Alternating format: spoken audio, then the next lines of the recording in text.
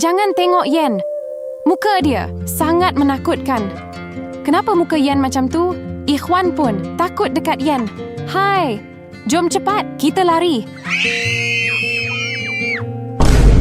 Yen, kenapa muka awak macam tu?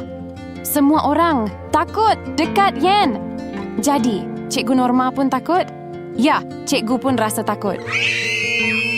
Nampaknya semua orang dah takut dekat Yen.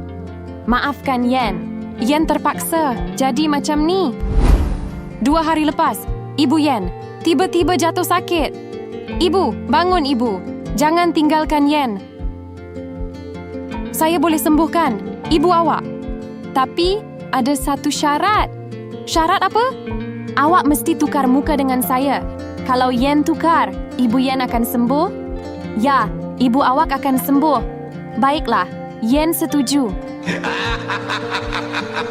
Sejak hari itu, Yen tukar muka dengan dia supaya Ibu Yen boleh sembuh.